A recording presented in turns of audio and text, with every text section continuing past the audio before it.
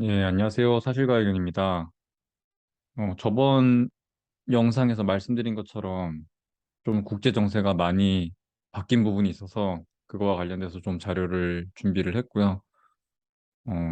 지금 제가 제 뷰 안에서는 좀 큰 변곡이 왔고, 기준금리가 어디까지 올라갈지에 대한 저의 전망이 좀 많은 부분이 좀 바뀌었어요. 그래서 그거에 대한 오늘 좀 이야기를 해보려고 준비를 했습니다.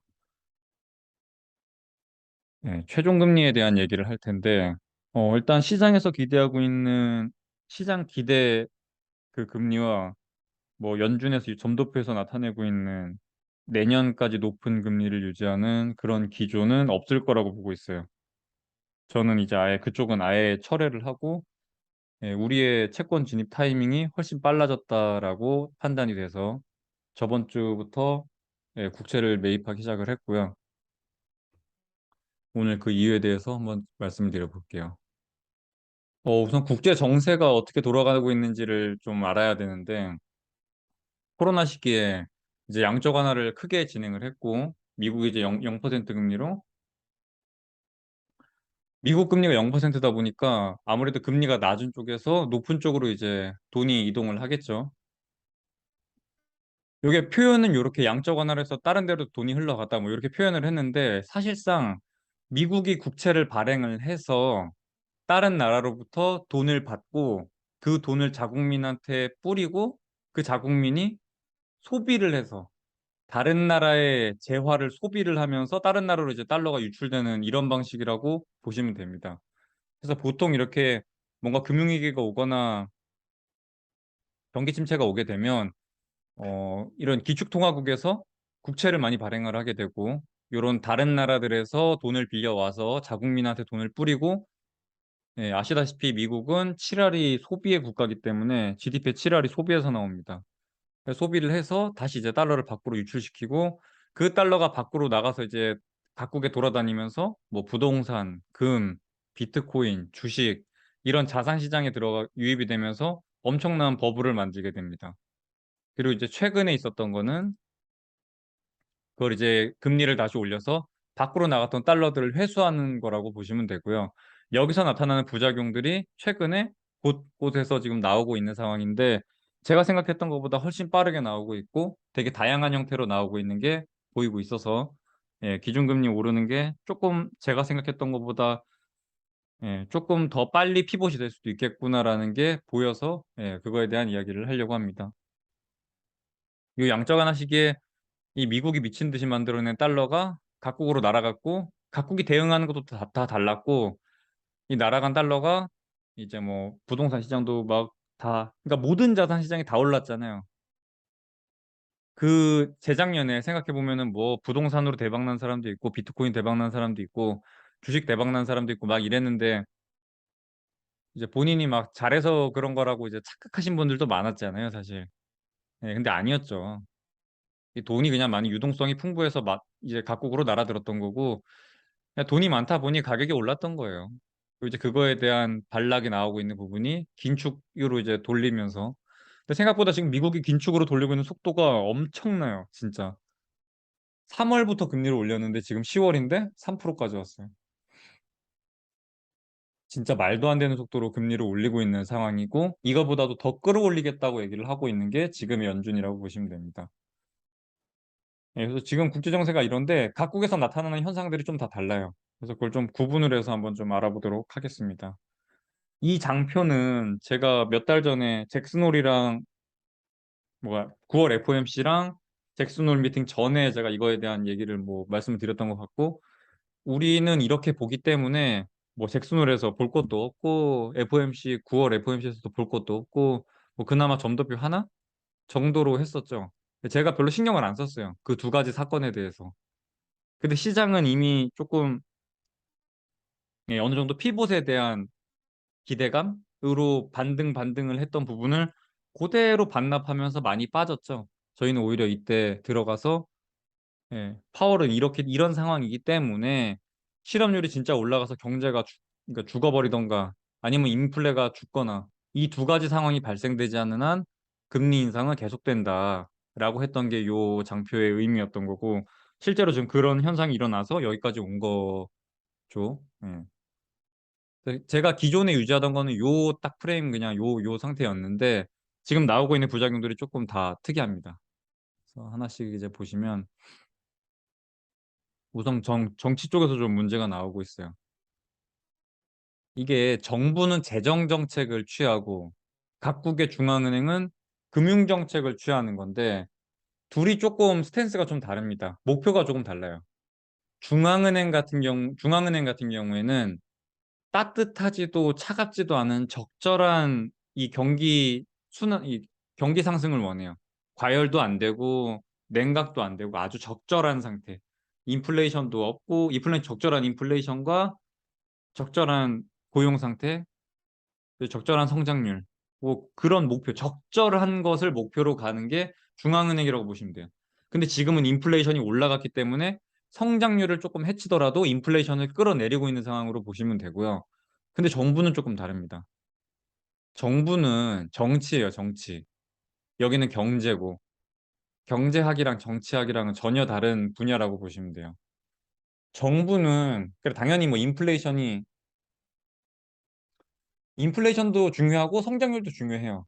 근데 문제는 각국의 국민들이 그 정도의 금융 지식을 가지고 있지 않아요. 인플레이션이 본인들에게 얼마나 큰 타격을 주는지를 감이 없어요. 금융 지식이 없다 보니까. 그러니까 전 세계 인구의 금융 지식을 생각해 봤을 때 이 인플레이션이라는 게 나에게 얼마나 직접적으로 타격을 주는지에 대한 이해를 가지고 있는 사람이 뭐 얼마나 되겠어요. 그러다 보니 보통 정치인들은, 예, 아무래도 뭐 돈을 조금 넉넉하게 좀 쓸라 그러죠. 기왕이면 재정 정책을 취하는 데 있어서는. 근데 최근에 나오고 있는 게 연초부터 미국이 쭉 금리를 땡기다 보니 뭐 각국 선진국들은 뭐 다 말할 것도 없고, 유럽, 뭐 영국, 일본, 일본은 아니죠.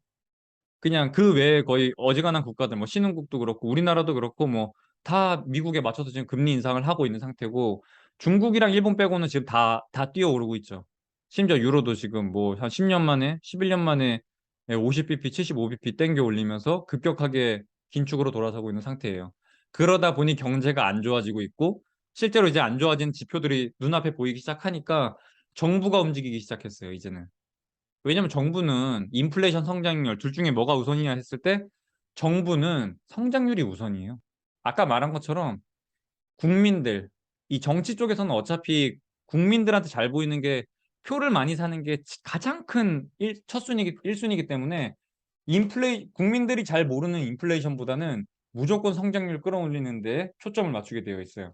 근데 지금은 그 인플레이션이 국민들이 인지할 정도까지 올라가다 보니, 국민들이 인지할 정도로 올라가니까, 그러니까 굳이 국민들이 인지하지 않았다면, 예, 여전히 그냥 재정 정책을 다 완화 기조로 해서 돈 뿌리고 다녔을 거예요. 근데 지금은 인플레이션이 너무 강하게 오다 보니까, 예, 인플레이션 너무 강하게 오다 보니까 국민들이 인지할 정도로, 아, 내가 진짜 지금의 임금 가지고는 못 살겠네라고 그런 말이 나올 정도로 인플레이션이 높다 보니까 바이든도 그걸 허락을 한 거죠. 중앙은행이 성장률을 해치면서 인플레이션 잡으러 가는 거를 허용을 했죠. 바이든이 파월 불러서, 예, 인플레이션 잡아달라라고 해. 인플레이션을 최고의 가장 중요한 최중점 목표로 삼고 금융정책을 펴달라라고 요청을 했고, 재정정책과 금융정책이 둘 다 같이 인플레이션을 잡는 방향으로 갔던 건데, 그건 이제 연초의 입장이었던 거고, 이제 10월까지 온 이 상황이 돼 보니까 어, 실제로 경제가 너무 급속도로 냉각되고 있는 게, 예, 보이고 있는 상황이고, 그러다 보니 바이든도 최근에 나왔던 거 보면은, 근데 바이든 정부는 지금 11월 중간 선거가 있기 때문에 미리미리 뭔가 이런 정책적으로 표심을 사기 위한 정책들을 지금 뿌리고 있는 상황이라고 보시면 돼요. 지금은 상원, 하원, 대통령 세 곳 다 민주당이 먹은 상태이기 때문에 정책들이 어떻게 보면 잘 넘어갈 수 있는 상태예요. 뭐 조맨친이나 저 뭐 시네마 같은 의원들이 막 태클 거지 않는 이상 민주당에서는 어지간하면 다 넘어가고 있는 상황입니다. 특히 상원도 50대 50이지만 방금 말한 그 두 의원이 아니라면, 예, 그냥 50대 50일 때는 부통령이 캐스팅 보트를 주기 때문에 넘어갑니다. 근데 아마 중간 선거 넘어가면 이거 다 뺏길 거예요. 상원도 뺏길 거고 하원도 아마 뺏기지 않을까 싶어요.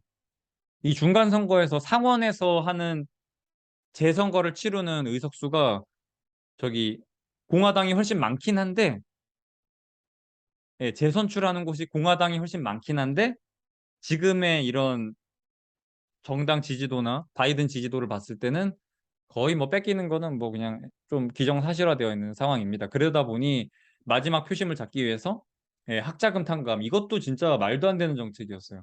어마어마한, 예, 지금 자금이 들어가는 얘기고, 특히 막 인플레 감축 법안 같은 경우에도 사실 이게 인플레 감축이라는 말 자체가 진짜 말 같지도 않은 소리예요. 인플레 감축이라는 말이. 이게 어떻게 인플레 감축이에요? 우리나라에서 생산하지 않으면 보조금 안 주겠다 뭐 이런 얘기하고 있는 거고, 중국 중국에 원자재 갖다 쓰면 우리나라에서는 보조금 못 받아 뭐 이런 얘기를 하고 있는 건데, 예.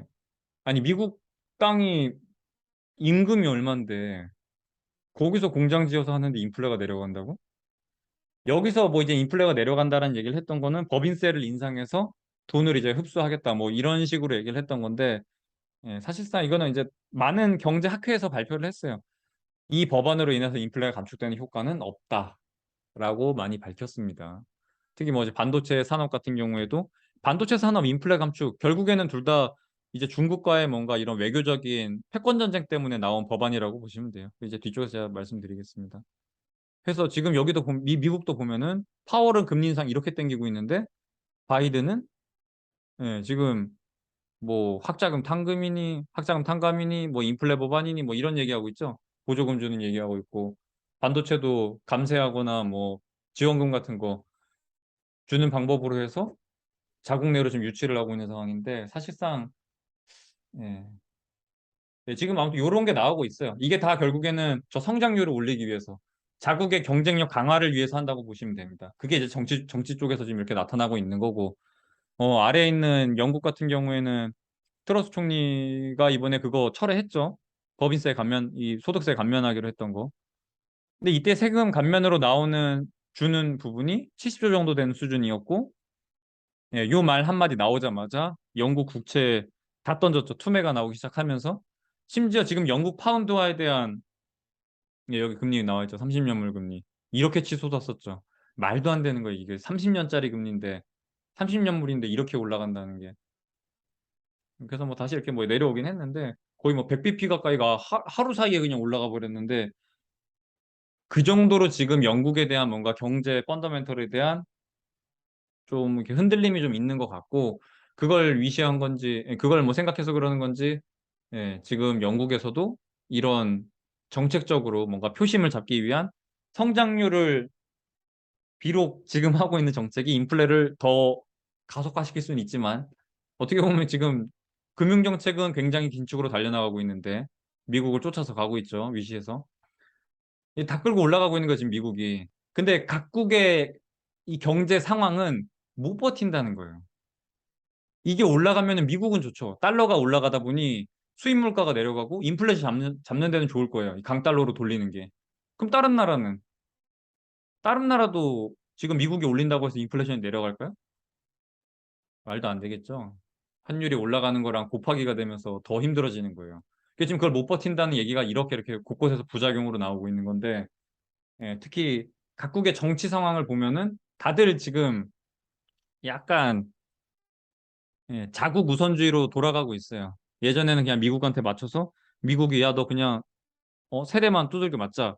세대만 두들겨 맞고 이번 거 끝내자 했는데, 예, 그 상황이 지금 안 되고 있는 거예요. 그걸 버틸 체력이 없어요, 지금. 그러다 보니 그냥 아우 나 모르겠다 하면서 선생님한테 지금 일어나가지고 말대꾸하고 있는 상황인 건데, 그게 지금 정치권 쪽에서 이렇게 나타나고 있는 거예요. 이태리는 또 어때요? 이태리 지금 국채 금리가 얼만데 지금 거의 한 5%까지 올라왔죠. 아, 진짜 말도 안 되는 소리. 근데 이 와중에 지금 정치권에서 여자 무솔리니라고 불리우고 있는, 예, 멜라니가 지금 됐죠. 아마 될 거예요, 지금. 이분이 되는 게 되게 문제가 되는 이유가 자국 우선주의 뭐 이런 거랑, 그러니까 돈을 뿌리는 우파예요.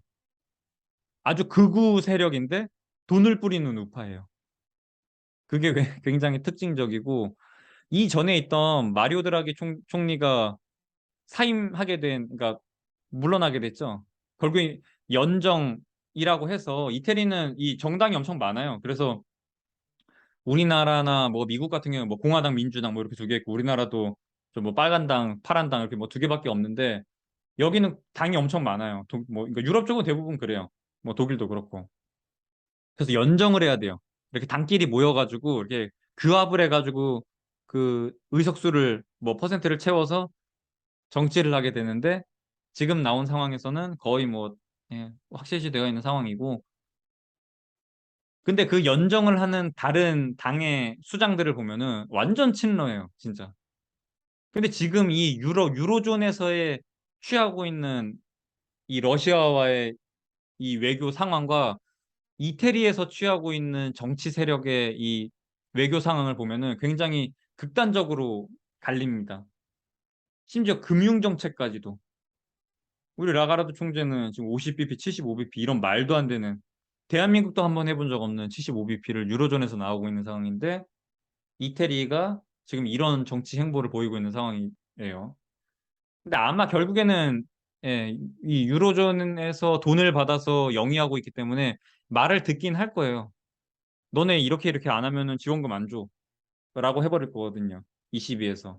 그러니까 유럽 중앙은행에서 그렇게 할 거기 때문에 말 들어야 될 거예요. 듣긴 들을 텐데 이런 정치적 위협 자체가 예, 이 나라의 뭔가 펀더멘털을 흔들고 있는 상황이라고 보시면 됩니다. 그래서 지금의 이 엄청난 긴축 정책이 정치 쪽에서 일단 부작용이 이렇게 나오고 있어요. 다들 자국 우선주의로 돌아가고 있는 거예요. 그러니까 그게 뭐 인플레이션을 하던 뭐 하던 간에 지금 이 급격한 금리 인상으로 인해서 성장률이 저해되다 보니 성장률을 끌어올리기 위한 예, 이런 정책들이 나오고 있어요. 이게 왜 나오냐면 진짜 죽을 것 같아서 그러는 거예요. 인플레이션만 딱 잡으려고 인플레이션이라는 고름만 짜내야 되는데 아니, 환자가 죽으면 안 되잖아요. 근데 지금 죽을 것 같으니까 이렇게 정치 쪽에서 이런 정책들이 지금 나오고 있는 거예요. 재정 정책들이. 두 번째는 환율인데 아까 말씀드린 것처럼 요거는 이 외환 보유고 우선 위에 차트는 그 미국 국채예요. 미국 국채를 누가 얼마나 보유하고 있는지 보시면 뭐 당연히 일본이 1등이고요. 2등이 뭐 중국, 그다음 3등이 영국, 4등이 뭐 룩셈부르크 뭐 이렇게 순위가 매겨져 있는데 보셔야 되는 게 이 국채를 가지고 있는 게 1순위가 재팬이에요. 1조 2천억. 제가 뭐 예전에도 제가 일본 관련된 거 엔화 사야 된다 뭐 이런 얘기하면서 말씀드린 적이 있는데 일본은 진짜 이 외화 자산을 보유하고 있는 게 어마어마해요. 거기서 나오고 있는 수익 자체만으로도 예, 진짜 어마어마한 이 자금 조달이 가능한 상태예요. 그 상황에서도 심지어 이 경상수지 적자가 나고 있으니까 지금 일본이 굉장히 문제가 되고 있는 거고요. 요 아래에 보시면 요거 이제 한국은행에 들어가면은 매월 발간되는 뭐 보도자료라고 보시면 돼요. 이제 한국의 외환 보유고 발표하면서 요걸 같이 전 세계 국가가 어떤 상황인지도 같이 발표를 합니다. 보시면 이게 이 외환 보유액이라는 게 아주 각국의 통화들을 다 가지고 있어요. 그러니까 이렇게 현찰로 갖고 있는 건 아니고 보통 이제 그 나라 국채를 들고 있죠. 예. 그래서 이게 달러뿐만이 아니라 다른 나라의 국가들 이제 외환도 다 보유를 하고 있는 건데 달러가 강세로 돌다 보니까 이렇게 다 빠지고 있는 거예요. 왜냐면 달러 이외에 다른 자산들은 결국엔 이거 다 달러로 환산을 해서 이렇게 표기를 해야 되는 거거든요. 뭐 가령 우리나라 같은 경우에는 달러뿐만이 아니라 뭐 엔화도 가지고 있을 수 있고 위안화도 가질 수 있고 뭐 스위스 프랑도 가질 수 있고 뭐 이렇게 되는 건데 그 프랑, 엔화, 위안화의 가치가 빠지다 보니 달러로 환산했을 때 이렇게 박살나고 있는 거예요, 지금. 괜히 빠지고 있는 게 아니라 예, 제가 방금 말씀드린 다른 나라 외환에 대한 평가 절하가 일어나면서 이렇게 외환 보유액이 빠지고 있는 거예요. 근데 우리나라만 그런 게 아니라 다른 나라들도 다 빠지고 있는 거고. 근데 되게 특이한 게 브라질이 여기까지 올라왔어요. 제가 저번에 우리나라만 되게 환율 급하게 튀고 있는데 브라질 봐라. 브라질 보면은 엄청 견조하다. 뭐 이런 얘기 했었는데 아니나 다를까? 브라질은 자원이 많기 때문에 자원 수출. 지금 이 인플레이션을 충분히 즐기고 있는 거죠. 브라질 입장에서는. 뭐 그러다 보니 이제 아무래도 달러 거래가 많았을 거고 달러 외환 보유액이 다른 나라 대비해서는 확실히 많이 늘었죠. 제 기억에 브라질 없었어요, 원래. 저 이거 10위 안에 브라질 올라온 거 처음 본 것 같아요. 제가 좀 근래에 안 보긴 했는데 제가 보던 때까지만 해도 브라질이 없었어요. 아예. 싱가포르도 없어졌네. 싱가포르도 원래 있었는데 싱가포르이 빠졌네요.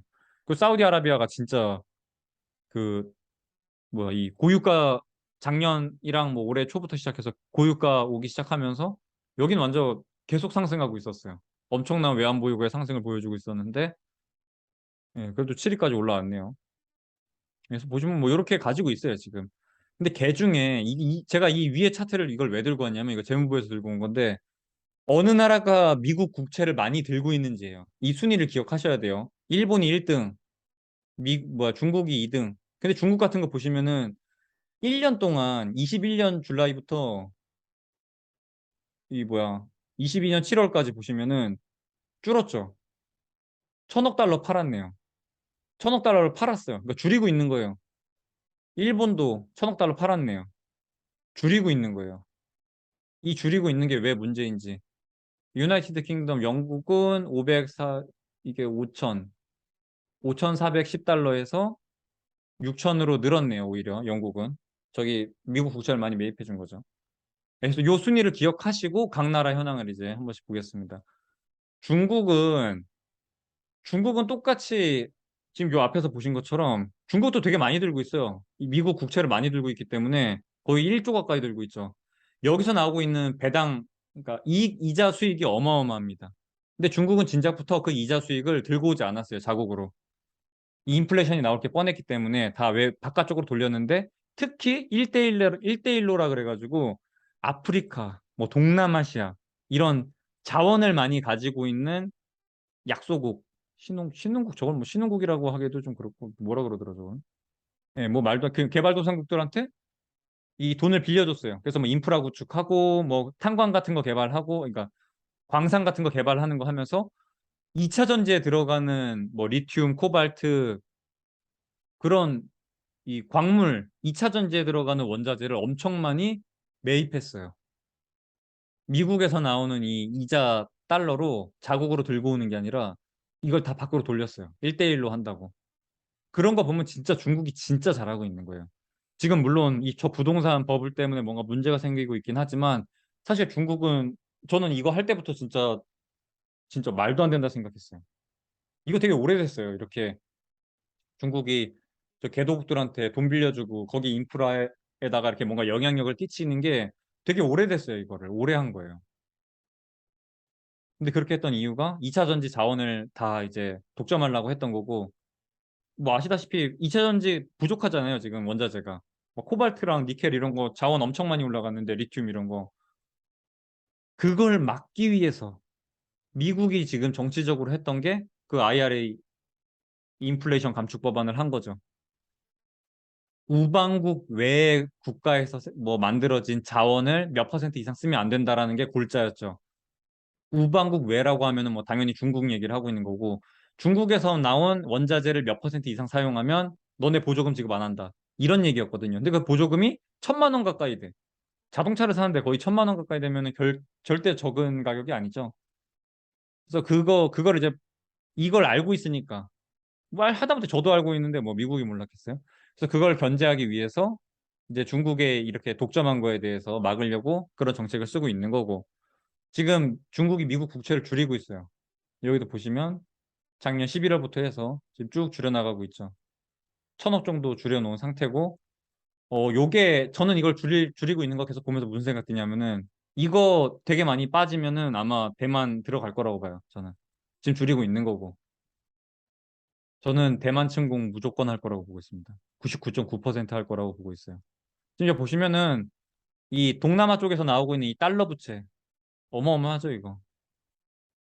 달러 부채예요 부채.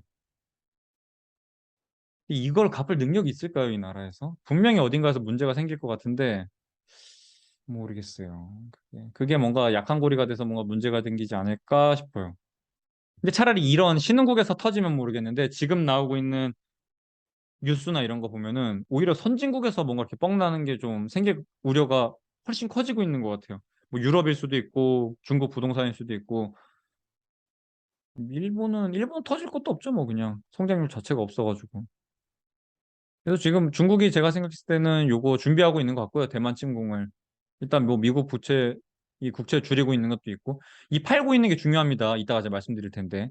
중국이 미국에 대한 국채, 옛날에 돈 빌려줬던 걸 회수하고 있다고 보시면 돼요. 지금 미국 중앙은행이 양적 긴축한다고 채권 던지면서 이 대차주표 축소하고 있잖아요. 중국도 동일한 거라고 보시면 됩니다. 옛날에는 사주는 매입해주는 국가였는데 반대로 이제는 이 미국 국채를 이 자금을 던지고 있다고 보시면 돼요. 그래서 여기서 나오고 있는 양적 긴축 규모도 무시 못할 거예요.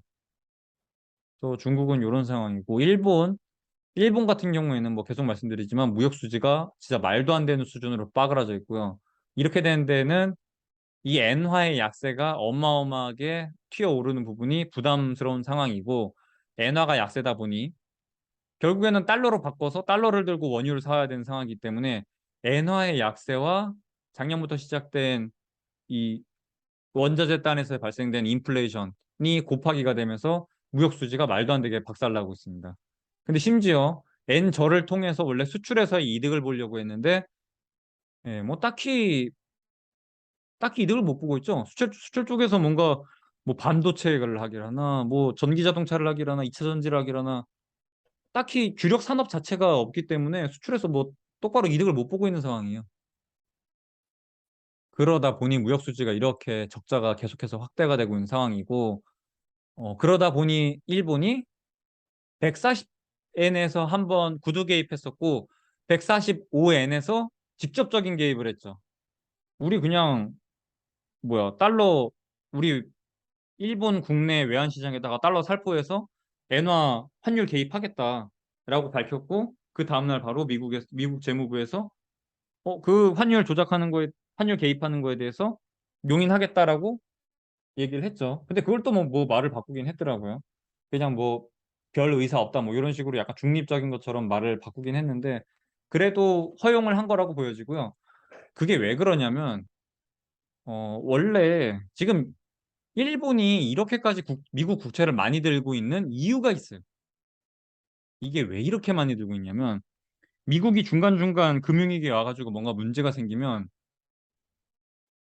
이제 달러를 발행해서 그 금융위기를 넘어가게 되는데 그러니까 국채 발행을 해서 넘어가게 되는데 그 국채를 다 일본이 사줬어요. 그럼 생각해 보세요. 일본 국내에 있던 달러를 들고 미국에 가서 미국 국채를 사요. 그러면서 이제 달러를 미국한테 줍니다. 이제 국채를 받아오고 그럼 일본은 자국 내에 있던 달러가 빠져나갔기 때문에 달러는 적고 엔화는 많죠. 그러다 보니까 엔저 현상이 일어나요. 달러 가치가 올라갔겠죠. 일본 자국 내에서. 달러를 왜냐면 들고선 이 국채를 사러 미국한테 다시 줘버렸으니까 달러를. 그래서 자국 내에 있던 달러 가치가 빠지기 때문에 달러는 강세, 엔화는 약세. 그래서 과거부터 그렇게 위기가 오면은 미국은 국채 미친 듯이 찍어내고 일본은 그 국채 사주고 일본은 일본대로 엔화 약세되니까 수출해서 좋았고 미국은 미국대로 자금 조달할 수 있으니까 국채 발행에 있어서 낮은 금리로 할 수 있으니까 좋았고 그래서 둘이 상부상조하면서 금융위기 올 때마다 그 짓거리를 했어요. 그러다 보니 일본이 이렇게 많은 외환 보유를 그러니까 미국 국채를 보유하고 있는 상태입니다. 그래서 여기서 나오고 있는 그 이자로 지금 살아나가고 있는 건데 그러다 보니 보유한 게 많잖아요. 지금 이 외환 개입해서 이거 끌어내린다고 하고 있는데 달러를 우리가 뭐 현찰로 이렇게 들고 있진 않잖아요. 그리고 현찰 들고 외환시장에 가가지고 나 지금 달러 팔고 엔화 살래요 뭐 이렇게 하진 않을 거잖아요. 결국엔 이제 다 그냥 국채 상태로 들고 있는 건데 어쩔 수 없죠 뭐. 이 외환 개입을 하려면 달러가 필요하고 달러를 구하려면 들고 있는 이 어마어마한 미국 국채를 던져야 되잖아요. 그런 상황이에요 지금. 야 우리 이제 못 버텨. 엔화 이렇게까지 약세 돌면은 이거 이렇게 무역 수지 빠그라지고 경상 수지 개박살 나고 있고 인플레이션 이제 이렇게 튀어 올랐죠. 3%까지 올라왔잖아요. 목표가 2%였는데 일본이 원래 엄청난 이 낮은 인플레이션으로 고생한 나라예요. 뭐 끼케야 뭐 중간중간 이거 뭐 소득세나 뭐 이런 거 금융 정책 때문에 이렇게 재정 정책, 금융 정책 때문에 이렇게 튀어 올라서 인플레이션 올라왔던 부분이 있는데 예, 그거 말고는 그냥 보시면 뭐 디플레이션도 엄청 많고 물가 하락하는 부분도 많고 1%도 안 되는 아주 오랜 기간 동안 거의 근 한 10년 가까이를 그렇게 지냈는데 최근에 이게 다시 한번 뚫고 올라오고 있는 거예요. 이건 진짜로 물가가 올라간 거예요. 요 앞에 있던 거는 제가 알기로 세금 부가가치세를 뭐 많이 매겼나 해서 가격이 올라가가지고 이렇게 인플레이션이 왔던 건데 여기 지금 나오고 있는 거는 진짜 외적 요소로 인한 인플레이션이에요. 그래서 저는 결국에는 이 지금 일본이 취하고 있는 YCC를 꺾을 거라고 보고 있는데 그거보다는 일단 다른 방법인 직접적인 외환 개입을 선언한 상태예요. 근데 그게 문제예요. 그러면은 아까 말한 대로 그렇게 많은 자금을 조달하는 용도로 사용이 되었던 일본이라는 나라가 지금 엔화가 너무 평가절하되는 바람에 못 살겠다고 하면서 만약에 이걸 던진다? 이거 누가 받아줄 거예요, 이거? 무역수지 이렇고 인플레이션 이렇고 일본 입장에서도 물러날 곳이 없어요, 지금. 제가 보기에는 이 145엔이 거의 마지노선인 것 같아요.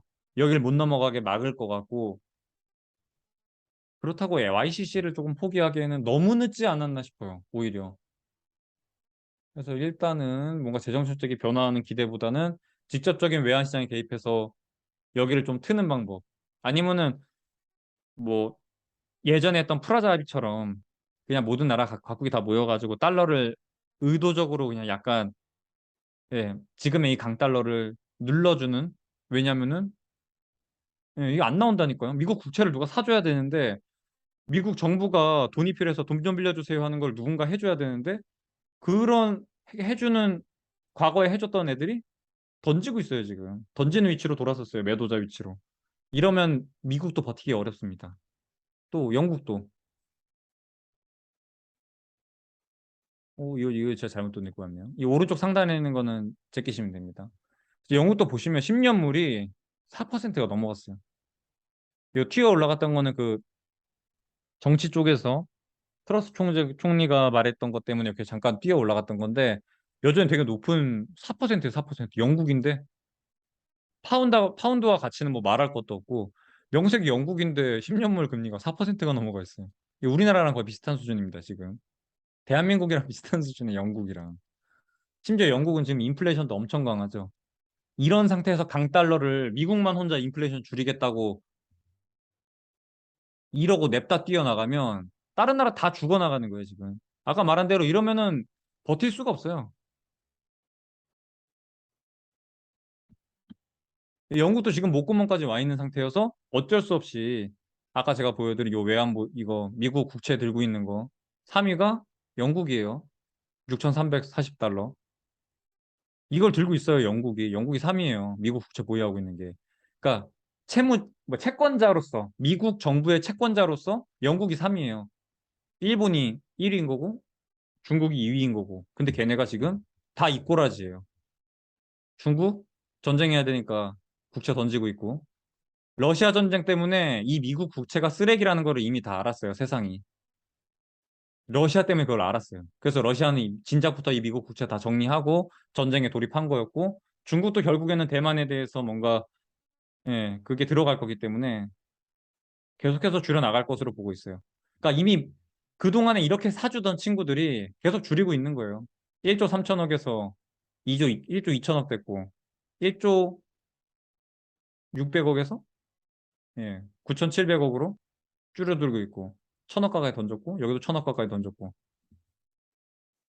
미국도 결국에는 누군가가 자기네 국채를 사줘야 되는데 그 사주는 우리 채권자님들께서 상황이 이꼬라지다 보니 긴축을 계속해서 지금처럼 이렇게 개빡세게 들고 가는 거는 불가능할 거라고 봐요. 왜냐? 채권자들이 모양이 이 모양이어서 그럼 어쩔 수 없어. 미국 국채를 던지면서 이걸 방어를 해야 되는 거예요. 얘네 매수 3위, 1기, 3위가 그걸 당해야 되는 거예요. 그럼 미국도 어쩔 수가 없어요. 그걸 제가 딱 보여주는 거 진짜 이게 진짜 완벽한 지금의 제가 앞에서 말한 삼국의 저 상황을 대변하고 있는 거라고 보입니다. 보시면 양적 긴축하기로 했는데 최고치 찍었던 게 8조 9,500억 정도 되는데 지금 이게 9월 27일 그 연방 이거 연준 홈페이지에서 지금 들고 온 겁니다. 연준 홈페이지에 들어가서 확인해 보면은 대차대조표가 밸런스 시트 보면은 여전히 8조 8천억 정도. 그러니까 1,500억 정도 줄었죠. 근데 원래 9월에만 950억 달러를 줄였어야 돼요. 그러니까 못 하고 있는 거예요, 지금. 금리 인상을 빠르게 땡기고 있는 것도 있지만 얘네가 같이 던지고 있다니까 지금 얘네가 근데 얘네가 누구라고? 1등이 일본, 2등이 차이나, 3등이 영국. 얘네가 같이 던지고 있는 거예요, 지금. 그러니까 못하고 있는 거예요, 연준이. 저 던지는 거는 재무부한테만 타격이 가는 거죠, 사실. 연준도 사실 채권자 입장이잖아요. 근데 옆에 있는 채권자들이 던지는 바람에 내가 던지면은 재무부가 견딜 수가 없어요. 그래서 못 던지고 있는 거예요. 그게 진짜 여기서 딱 나타나고 있는 걸로 보여집니다. 양적 긴축을 똑바로 할 수가 없어요. 여기까지 했으면 난리 났겠죠. 장기금리. 근데 지금 그걸 못 하고 있는 상황인데, 예, 저희가 제가 요 앞에서 말씀드린 딱 그게 이걸로 딱 나타나고 있는 걸로 봐요. 연준이 지금 이걸 줄이질 못하고 있어요. 각국 꼬라지를 제가 이렇게 좀 그냥 도식화해 봤어요. 첫 번째, 파란색에서부터 출발합니다. 금리 인상해요. 양축 긴축하고. 그래서 이제 강달러로 만들었죠. 그랬더니 이제 각국의 환율이 올라갑니다. 환율이 올라가면 아까 말한 대로 내가 결국엔 밖에 나가서 달러를 들고 원자재를 사와야 되기 때문에 인플레가 자극돼요. 미국이야 자국 화폐가 가치가 올라가는 강달러가 되면은 인플레, 수입 물가가 줄어들다 보니까 인플레가 잦아들겠죠. 근데 그거랑 정반대로 다른 나라는 인플레가 자극이 돼요. 한국도 수입 물가가 엄청 올라갔고, 그러니까 제조업 중심 보시면 돼요. 일본은 근데 애초에 지금 산업 자체가 많이 죽어서 수입 물가가 그렇게 올라간 부분이 반영이 되고 있지는 않아요. 근데 뭐 독일, 그다음 우리나라, 중국도 생산자 물가 많이 올라갔었죠. 이게 인플레 자극되고 그러다 보니 우리나라 딱 보시면 되죠. 아무래도 수입 물가가 그렇게 안 좋아지다 보니 펀더멘털에 대한 뭔가 투자처로서의 매력이 굉장히 떨어졌고 다시 자금 이탈이 한 번 더 나옵니다. 자금 이탈 나오면은 국내에 있던 자금이 이탈하면서 다시 한번 환율이 올라가요. 지금 제가 보기에는 이 두 번째가 나타나고 있는 게 우리나라에서 나타나고 있는 거고. 그러면은 어 지금 뭐 일본을 생각해 보시면 돼요. 환율이 이렇게 두 번째로 급 점프를 하다 보니 어쩔 수 없어. 외환시장에 개입해서 환율 방어를 해야 돼요. 근데 그 외환시장에 개입을 하기 위해서 달러를 구해오는 게 뭐라고? 미국 국채를 미국에 가서 던져야 되는 거예요. 미국 국채 매도. 그러다 보니 미국 국채 금리가 상승해요. 국채 금리가 상승한다는 얘기는 국채 가격이 빠진다는 거예요. 국채 가격이 왜 빠지냐면 각국 선진국에서 내놓는 이 미국채 매도가 발생되고 있기 때문에 미국채 매도는 왜 한다고? 환율 방어하려고. 미국채 금리가 상승했어요. 그럼 미국 정부 재무부의 부채 부담이 증가하게 돼요. 롤오버 해야 되잖아요. 다음에 돌아오는 1년물, 2년물 만기 도래하는 거 다시 1년물, 2년물로 이거 국채 발행을 해야 되는데 금리가 이렇게 뛰어 올라가는데 얘네가 던지잖아요, 지금. 그러니까 미국이 결국에는 자기네를 위해서 금리 인상을 하고 있는데 그 금리 인상했던 게 다른 나라들을 자극하면서 다시 이 다른 나라들에서 던지고 있는 미국채 때문에 금리가 상승하고 미국 정부 재무부의 이 부채 부담이 증가하고 있는 상황이에요. 그러니까 여기가 또 못하는 거예요. 마냥 막 빡세게 돌리기에는 아까 말한 것처럼 재무부는 정치, 이 연준은 금융이니까 경제. 둘이 달라요, 성격이. 근데 아무래도 상하를 따지자면 독립적인 기관이라고는 하나 중앙은행에서도 이 경제를 그렇게 막 눕혀가면서 죽여가면서까지 긴축을 땡기기에는 조금 어렵지 않을까 싶어요. 그래서 지금에 나오고 있는 어디 있나 이 말도 안 되는 점도표는 무리가 될 걸로 보고 있습니다. 저는 이거 못 올린다고 봐요, 지금. 거의 80% 이상 이거 못 올린다고 봐요. 그래서 제가 지금 정도면 10년물 사도 되겠다라고 말씀을 드리고 있는 거예요. 지금이면은 매수 타이밍 된 것 같다. 그래서 분할로 대응을 할 거고 금융. 제가 이걸 설명을 해야 되나 말아야 고민을 많이 했는데 조금 설명을 한번 해볼게요. 채권 듀레이션에 대한 얘기를 해야 돼요. 듀레이션은 시장 금리가 얼마 이렇게 변할 때 채권 가격이 얼마나 변하는지 민감도를 나타내는 거예요. 그렇게 쉽게 생각하시면 되고 이게 도식화된 걸로 한번 설명을 한번 해볼게요. 자, 사실가액연이 돈이 필요한데 10년 정도 자금 차입을 할 거예요. 제가 이제 공장도 짓고 해서 뭐 사실가액연 매거진을 발행한다고 한번 해봅시다. 10년 동안 쓸 자금을 조달을 하는데 1년짜리로 이렇게 1년 만기 되면 다시 발행하고 리파이낸싱을 계속 한다고 쳐봐요. 10년 동안 10번을 하는 거예요, 그게. 만기 오고 만기 오고 만기 오고 만기 오고. 이렇게 채권을 운용하는 경우가 하나 있을 거고 10년짜리 채권 한 방에 받아서 운용하는 경우 이렇게 두 가지가 있을 거예요. 그 사이에 내가 첫 번째 발행을 받았어요. 1년물 받고 누구는 10년물을 받았어요. 근데 내가 발행했던 가격보다 내가 1%에 누군가한테 돈을 빌려줬어. 내가 채권자예요. 내가 누군가한테 1%로 돈을 빌려줬어. 근데 다음 날이 됐더니 10%의 돈을 빌려줄 수 있는 상황이 됐어요. 뭔가 금리가 많이 올라가는 바람에 하룻밤 사이에 금리가 많이 올라가서 10%로 발행할 수 있어요. 그럼 1년짜리 채권 입장에서는 비록 지금 내가 어제 1%로 발행했는데 그래도 한 1년만 버티면 다시 10년짜리로 바꿀 수 있잖아요. 1년만 버티면은 10년짜리로 이제 바꿔서 다시 갈아탈 수 있는데 10년짜리는 어때요? 내가 10년 동안 1%로 하기로 했는데 시장이 10%로 바뀌었어. 개손해죠. 10%에 빌려줄 수 있는데 1년 1%로 10년 동안 빌려줘야 돼. 엄청난 손해죠. 근데 1년짜리는 그냥 1년만 버티면 돼요. 아, 하루가 지났으니까 뭐 364일이겠죠.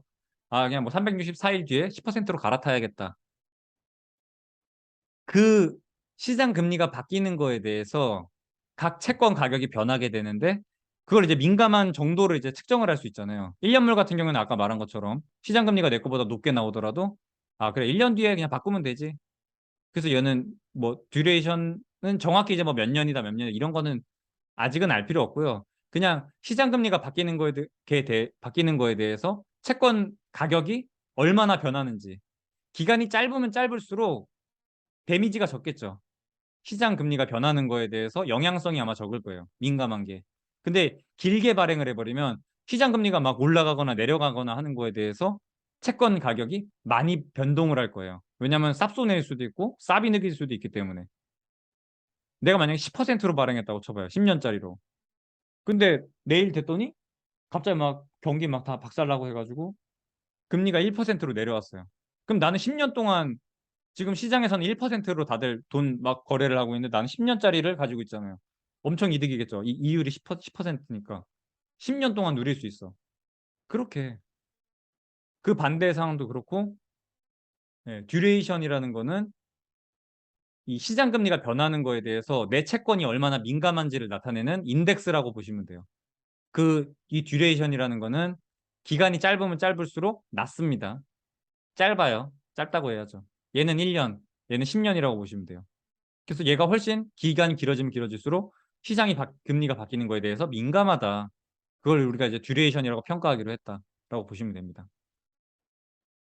아, 이 듀레이션을 이해를 해야 되는데. 아무튼 이 시장 금리가 지금 왔다 오르락 내리락 하는 거에 대해서 10년짜리는 되게 민감하게 아무래도 10년 동안 들고 가야 되는 거기 때문에 중간중간 나오는 시장 금리가 바뀌는 거에 대해서 이 평가가 절하되거나 절상되거나 하는 게 급격하게 막 일어날 거예요.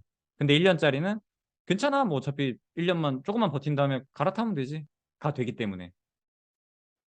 그렇게 이해하시면 됩니다. 그래서 기간이 길어지면 듀레이션이 올라간다. 늘어진 듀레이션이라고 제가 했는데 최근에 있었던 미국에서 발행하고 있는 미국 정부가 발행하는 채권이 있을 텐데 그 채권이 얼마나 긴지를 말씀드리고 싶은 거예요. 지금 페드가 보유하고 있는 미국 정부 국채 이 듀레이션입니다. 요게. 그러니까 만기가 언젠지. 만기 보시면은 짧은 단기채 같은 경우는 요 앞에 모여 있겠죠. 단기채 되게 많이 들고 있죠, 보시면. 뭐 16%, 14%니까 얘네 둘만 더해도 30%에 40%, 한 3년물 이내로 단기채가 한 50% 정도 되는 것 같네요. 그리고 이제 중간중간에 보시면 우리가 코로나가 21년에 왔으니까 여기 보시면 이게 흐려가지고 21년인데 이 중간에 31년하고 여기 30년하고 31년 보시면 여기 한번 또 튀어나왔고 40년, 41년 보시면 요 막대기 두 개 튀어나왔죠. 게다가 50년하고 51년 보면 여기도 또 두 개 튀어나왔죠. 그 양적 완화를 할 때 미국 정부가 국채를 막 발행을 할 때 장기물을 되게 많이 발행했어요. 기존에 발행했던 이 장기물들이 이제 만기 1년 뭐 지나가고 하면서 요 앞에 있을 텐데 별로 없죠. 20년물 보면 거의 없잖아요, 여기. 30년물이 훨씬 많긴 한데 20년이니까 20년물이네. 20년물이 되게 많았네요. 지금 보이시는 것처럼 10년물, 20년물, 30년물 장기채를 되게 많이 발행했어요. 장기가 국채 자체가 지금 발행되고 있는 국채들이 최근에 양적 완화를 하면서 발행한 국채들이 대부분 듀레이션이 엄청 길어요. 만기까지 남은 기간들이 엄청 긴 국채들을 많이 발행했어요. 단기 국채를 그러니까 뭔가 금융 위기가 와가지고 발행하는 채권들은 보통 단기로 발행하기에는 부담스러워요. 왜냐하면 경기가 되게 안 좋은데 계속해서 이 만기가 돌아와가지고 다시 리파이낸싱하고 하는 게 어렵기 때문에 조금 길게 가져갑니다. 근데 최근에 있었던 그 엄청난 양적 완화는 제가 뭐 M2 차트를 들고 오진 않았는데 이번에 했던 이 양적 완화는 규모 자체가 너무 크기 때문에 그때 발행된 이 장기 국채들로 인해서 미국에서 발행된 총 국채들의 듀레이션 자체가 엄청 길어졌어요. 대부분 만기가 되게 길다고 보시면 돼요. 요 앞단에서 설명한 것처럼 길게 발행됐어요. 채권들이 다. 그러다 보니 시장 금리가 이렇게 막 오르락 내리락 하면은 가격이 변동하는 게 전체적인 이 국채 시장에서의 장기채 가격 변동이 엄청 심해요. 시장 금리가 이렇게 막 시장 금리가 올라간다는 거는 내가 옛날에 발행했던 예전에 발행됐던 거 10년물이 1%였거든요. 1%로 발행된 거 나는 10년 동안 저주받아야 되죠. 단기채면은 1년 뒤에 그냥 바로 지금 3% 기준금리 올라간 거에 맞춰서 하면 되는데 아까 말씀드린 것처럼 원래 올해 초에는 영국이 0%였어요. 0, 제로 금리였다고요. 근데 지금 3%까지 올라왔잖아요. 쭉 상승해 버렸어. 그럼 단기채는 그냥 아 그래 뭐 1년 뒤에 그냥 뭐 바꾸면 되지. 이렇게 해버리면 되는데 10년물은 10년 동안 저주받아야 되죠. 1%로 10년을 내가 지금 뭐야 이자 받기로 했는데 시장에서는 지금 3% 얘기하고 있단 말이야. 그래서 이게 가격 변동이 너무 심해요. 10년을 저주받아야 되기 때문에 가격이 되게 많이 빠져요. 근데 그러면 문제가 생기는 게 아까 말한 것처럼 그 국채를 얘네가 다 많이 들고 있어요. 말씀드린 것처럼 이거를 저 미국의 국채를 주로 사주는 이 친구들 우방국이 일본, 중국, 영국 이런 나라들이 다 가지고 있어. 근데 지금 금리를 이렇게 빨리 올려버리면 이 듀레이션이 엄청 길어졌기 때문에 어, 이 국채에 대한 신뢰도라 그래야 되나? 미국 국채는 이 세상에서 초안전자산으로 치부를 받는데 금리를 저렇게 미국이 임의로 막 땡겨가지고 이 자산 가치를 부셔버린다고? 쉽지 않아요. 왜냐하면 그걸 사주던 고객분들 있잖아요. 고객분들. 여기 영국, 일본, 중국 이분들이 있기 때문에 그럼 이분들이 지금 보유한 거 다 개박살 났을 텐데. 그래서 쉽지 않아요. 지금 옛날보다 지금 발행된 듀레이션이 길어졌기 때문에 이 듀레이션이 길어지는 바람에 갑작스럽게 금리를 올려서 이 자산 시장을 박살내는 거. 채권 시장 지금 대학살 나왔죠. 근데 여기서 더 뺀다고? 기준금리 더 올려서? 그러기 쉽지 않아요. 그래서 세 번째로 금융. 근래에 발행된 이 장기 국채들이 듀레이션이 너무 길기 때문에 지금 기준금리 인상을 빡세게 해버리면 이 국채들의 가격이 폭락하게 되고 우리나라도 한번 보시면 우리나라 은행들도 미국채 되게 많이 들고 있어요. 우리나라 국채도 많이 들고 있고 그리고 이제 뭐 자산운용사나 이런 데도 보면은 미국채도 당연히 많이 들고 있을 거고 우리나라 국채도 많이 들고 있을 거예요. 근데 기준금리를 이렇게 올려서 그 들고 있는 국채들에 대한 평가 절하가 일어나게 되면은 담보 부족이 나오죠. 그게 이번에 저기 뭐야 영국의 연기금에서 나온 거죠. 마진콜이 나오게 된 게. 국채 금리가 급등하게 되면서 영국 연기금이 들고 있던 국채 가격이 폭락했고 그럼 담보 비율이 문제가 생기면서 마진콜이 나오게 된 거죠. 딱 그 상황이 발생되기 너무나 좋은 상황이에요. 하필이면 미국에서 발행됐던 국채들이 장기 국채로 많이 발행이 됐고 듀레이션 자체가 많이 길어진 상태에서 금리를 저렇게 급격하게 올리면 자산 가격이 하락이 일어나게 되고 전 세계에서 아까 말한 것처럼 뭐 연기금이나 이런 데서 다 지금 미국 국채를 들고 있는데 각 연기금이든 보험이든 뭐 금융사든 어떤 금융사든 다 그 들고 있는 국채들의 평가 절하가 일어나게 되면 신용에서 분명히 어딘가에서 부러지게 될 거예요. 문제가 생겨요. 그래서 마냥 이렇게 국채 가격이 폭락하는 거에 대해서 좌시하기 어렵다라고 저는 보고 있습니다. 근데 그게 이번에 영국 연기금에서 딱 나오면서 이게 문제가 될 수 있구나라는 걸 다시 한번 인지시켜 줬다라고 보시면 될 것 같아요. 채권. 이제 이 국면으로 넘어가는 시점이죠. 제가 이제 저번 주부터 채권 매수에 대해서 주문을 드렸던 거고. 요걸 제가 들고 온 이유가 있습니다. 요즘 보시면, 처음으로 돌아갑시다. 양적 완화 시기에. 제가 아까 말씀드렸죠. 미국에서 돈을 풀어서 전 세계로 돈이 뻗어나가면서 각 나라에 있는 부동산, 금, 주식, 비트코인 이런 곳에 다 들어가서 버블을 끼게 만들었는데 이때 나온 부작용이 하나 또 있어요. 본인이 잘해서 그 자산이 올라갔다라고 생각하는 사람들이 엄청 늘어났어요. 우리나라에서도 그때 그 어느 누가 이 주식 유튜버 했어도 다 성공했죠. 내가 뭘 사도 며칠만 지나면은 순환매 나오면서 한 번은 내 거 올라가. 무조건 맞죠. 그래서 본인이 잘하는 줄 알았죠. 심지어 보는 사람들도 이 사람이 잘한다고 믿었고. 부동산도 똑같죠. 부동산 유튜버들 누가 뭐 어디 오른다. 누가 어디 오른다. 그게 그 사람들이 진짜 잘해서 올랐을까요? 아, 물론 근데 부동산은 위치적 특이성이 있기 때문에 어디 위치가 많이 오를 거예요. 뭐 이런 것도 있었겠죠. 근데 부동산은 좀 그냥 그렇고 비트코인 같은 게 그런 게 있었죠. 그 사람이 잘해서 올랐다기보단 어디든 그냥 돌아가면서 이곳저곳 그냥 돈이 돌아다니면서 이제 거품을 만들어냈던 건데 그 당시에 그런 유튜버가 많이 생겼죠. 그런 정보를 제공하는 사람들이 많이 생겼어요. 근데 그 사람들은 이 채권 쪽은 잘 몰라. 내가 원래 다른 사람들 거 잘 안 보고 다니는데 그 사람들 요즘 말하는 거 들어보면은 뭐 여기 주식을 사야 됩니다. 지금은 이 주식 쪽을 봐야 할 시기입니다. 이 주식 가지고 있어야 됩니다. 막 이런 얘기 많이 하거든요. 그러니까 지금은 주식 시장이 되게 안 좋은데 이 와중에도 이런 거는 좋다. 이런 거는 골라서 너가 들고 있으면 수익을 낼 수 있어. 이런 얘기를 이제 이런 논리를 펴고 있는 건데 아니에요. 제가 봤을 땐 그거보다는 확실히 채권 쪽으로 지금 이동하는 게 맞아요. 생각해보면 암호화폐 제일 먼저 유독 역금융 장세에서 암호화폐 제일 먼저 박살났죠. 제일 신뢰성 없는 거. 주식에서도 기술주 박살났고 채권도 채권 박살났고 뭐 순서대로 이렇게 쭉 박살나고 아마 부동산이 가장 마지막에 박살이 날 텐데 채권은 이제 가장 먼저 두들겨 맞았기 때문에 이제 상승할 시기가 왔어요.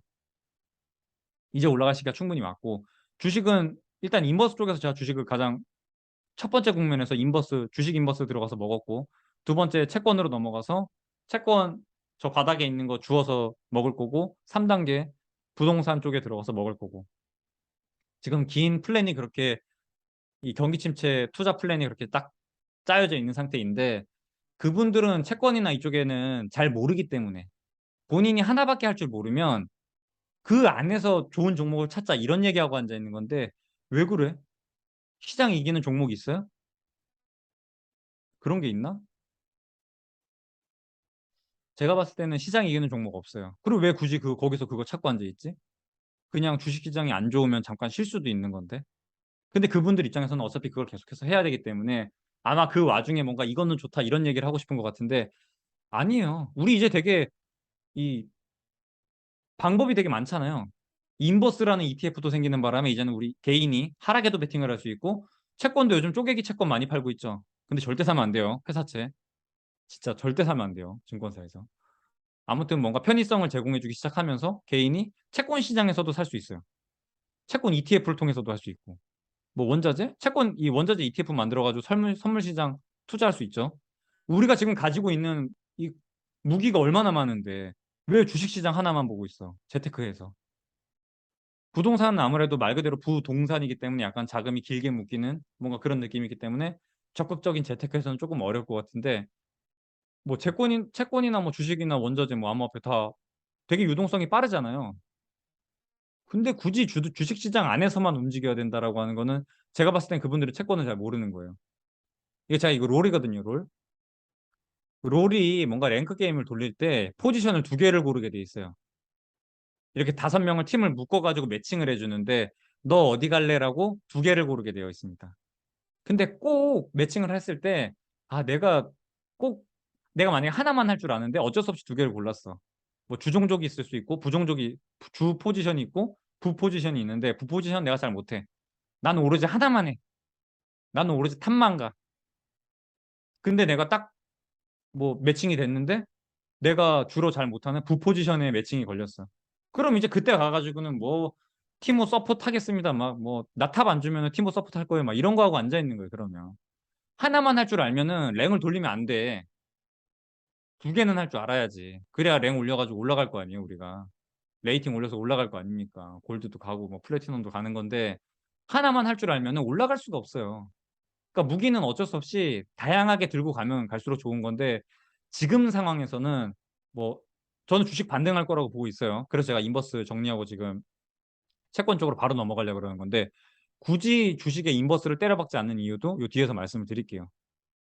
아무튼 요게 주식 시장 하나만 놓고 나는 오로지 뭔가 투자해서 같이 투자를 해서 상승 때밖에 못 먹어 이러면은 힘들어요. 지금 제가 했던 것처럼 인버스에서도 먹을 수 있고 그거 아니면 뭐 채권 시장 넘어가서도 먹을 수 있고 이 무기는 다양하게 쓰는 게 좋아요.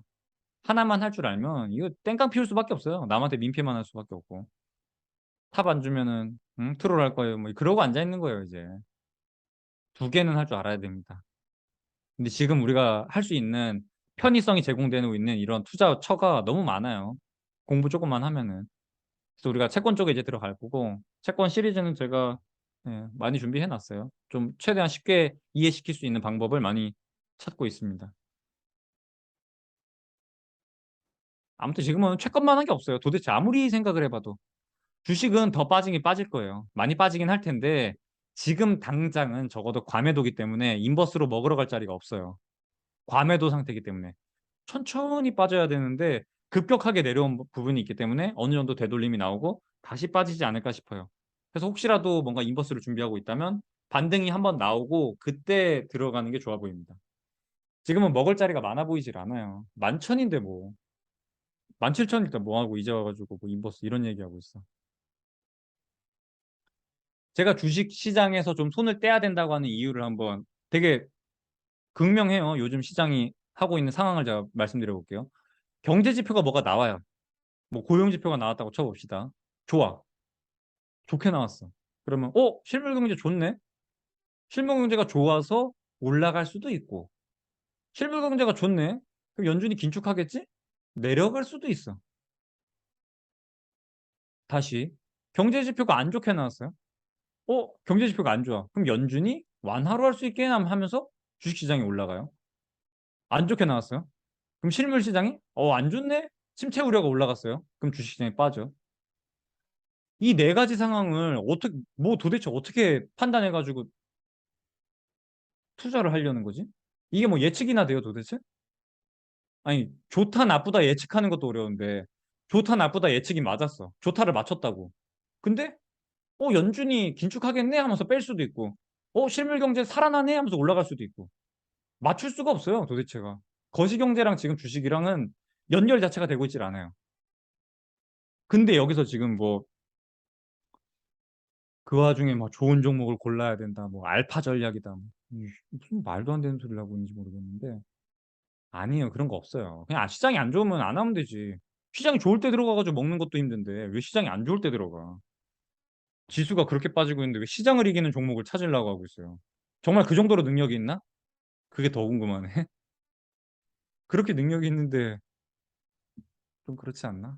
그래서 제가 그래서 요즘 주식시장에 대해서 그러니까 뭔가 방향성에 대한 뚜렷한 뭔가 이렇게 투자를 하기 어렵다고 하는 부분이 이래서 그래요. 이래서 뭐 좋든 나쁘든 뭐 지 꼴리는 대로 움직여요. 뭐 로또 같아요, 마치. 이거 좋다 안 좋다 예측하는 것도 되게 어려운데 맞춰도 의미가 없어요. 시장이 이렇게 반응해 버리니까. 그래서 어지간하면 주식시장을 좀 정리를 하고 채권으로 갑시다. 채권은 저는 4.15인가? 뭐 그렇게 지금 들어가 있어요. 제 연기금 뭐야? 퇴직연금 쪽에서 자금 들어가 있는 게 10년물로 들어갔어요. 코세프? 코세프 10년 국고채라 그래가지고 국고채로 검색하시면 되고 코세프가 키움증권에서 나온 ETF예요. 근데 그게 거래량이 가장 많아서 그쪽으로 들어갔습니다. 그게 뭐 이렇게 뭐야 보수 뭐라 그러지? 운용료가 제일 높긴 한데 그래도 배당이 그러니까 뭐야 거래량이 가장 많아야 이 좀 똑바로 추종을 하기 때문에 거래량 많은 거 그냥 들어가세요. 10년물도 제가 3.8부터 사면 좋겠다고 말씀을 드렸고 분할 매수하자고 했고 3.7 이상에서도 뭐 나쁘지 않아 보여요. 근데 오늘 좀 많이 빠지네요. 3.8이었네 오늘도. 오늘도 시작이 3.8이었는데 3.7일까지 좀 급격하게 내려왔네요. 이 정도 가격이면 충분히 괜찮아 보여요. 괜찮아 보입니다. TLT 사는 거 괜찮습니다. 결론으로 말씀드리면 첫 번째, 각국 경기 침체 우려 때문에 정치적인 이슈가 발생되고 있어요. 성장률이 너무 해칠 것 같아서 각국 정부가 야, 이렇게 해서는 안 돼 하면서 갑자기 약간 이 인플레이션 자극이고 나발이고 간에 왜냐면 성장률이 죽는 건 이들 입장에서는 말이 안 되기 때문에 좀 그런 정책을 좀 피고 있습니다. 부작용으로 나오고 있는 게. 두 번째, 각국이 환율 방어를 위해서 미국채를 매도하고 있어요. 우리 미국 국채를 사주던 우량 고객님들의 환율에 문제가 생기기 시작하면서 그 우량 고객님들이 갑자기 내 물건들을 던지기 시작했어. 그러면서 미국 재무부에 이 부채 부담이 올라가게 되는 상황이 나오고 있습니다. 그거를 패드가 마냥 냅두고 좌시하기에는 좀 어렵지 않을까 싶습니다. 그걸 단적으로 나타내는 게 대차대조 축소가 이루어지지 않고 있어요. 세 번째, 길어진 듀레이션. 미국채가 대부분 발행된 게 이 만기까지 남은 기한이 되게 길어졌어요. 평균을 때려보면은. 그러다 보니까 금리 변동, 금리를 지금 이렇게 급격하게 올라가는 거에 대해서 우리 지금 이거 사러 가고 있잖아요. 이렇게 빠졌잖아요. 1.5% 하던 게 이거 나중에 TLT 들어가서 보시면 개박살 났습니다. 근데 그게 미국 국채예요. 이 세상에서 초안전자산, 가장 안전자산인 미국채가 그렇게 박살이 나면 각국의 연기금, 보험사, 뭐 은행, 자산 투자, 뭐 자산 운용사 이런 데에서 다 담보 부족이 발생되기 때문에 쉽지 않아 보입니다. 계속해서 이렇게 긴축을 땡겨서 올라가는 게. 그래서 지금에 나와 있는 이 시장이 보고 있는 금리 인상이 저는 제한적일 거라고 보고 있고 점도표대로 흘러가지 않을 거라고 보고 있습니다. 그래서 지금은 이 국채를 사는 게 맞다. 왜냐면 시장은 저 점도표 보고 와 얘네 엄청 빡세게 올리겠구나 해서 시장 금리가 이렇게 뛰어 올라갔는데 4%까지 올라갔었죠. 이것도 뭐 4.3까지 올라갔다는데 이렇게 올라갔던 거에 대해서 예, 저는 충분히 지금 매수 매력이 있다고 보여집니다. 예, 오늘은 여기까지 하겠습니다. 이상입니다. 뭐 질문 있으면 뭐 가감 없이 그냥 댓글 달아주시고요. 제가 지금 하고 있는 단톡방은 뭐 돈 받고 하고 있는 단톡방이 아니에요. 제가 예전에 블라인드라는 커뮤니티에서 한 1년 전부터 뭔가 아침 제가 5시 일어나가지고 신문이랑 김현석 특파원이랑 조재길 특파원 거 1.5배속으로 돌려서 그거 요약해서 올리는 걸 했었어요. 1년 동안. 아침 7시에 올렸었죠. 5시 일어나가지고 그 요약해가지고 다 듣고. 그걸 제가 1년 동안 했는데 그거 구독자분들이었어요. 그때. 그분들은 제가 성장하는 거 1년 동안 1년 넘게 지금 성장하고 있는 걸 보고 계신 분들이거든요. 같이 뭐 개선도 제가 막 개선해야 되는 부분도 말씀해 주시고 그분들이랑 함께 하고 있는 거예요. 제가 뭐 돈 받고 프리미엄 운영 채팅방 운영 그런 것도 아니고 그냥 그분들이랑 함께 하고 있는 거예요. 근데 후원은 해주세요 그분들이. 그분들 중에 돈 많이 버신 분들이 돈은 줍니다. 근데 뭐 300명 같이 있는데 그렇게 주시는 분들은 100명도 안 됩니다. 나머지 분들은 그냥 같이 있는 거예요. 뭐 잠수하시는 분들도 많고 한데 그래서 채팅방은 제가 그냥 마냥 받긴 좀 부담스러워요. 저도 300명 앞에서 뭔가 제 의견을 계속해서 얘기하고 그 방이 지금 다산 콜센터예요. 이거 뭔가요? 이거 뭔가요? 뭐 거의 뭐 네이버 지식인 같은 건데 좀 부담스러워요. 쉽지 않습니다. 저도. 그래서 그건 좀 생각을 해볼게요. 그거에 대한 얘기가 되게 많더라고요. 근데 그건 제가 좀 어렵습니다. 지금 상황에서는.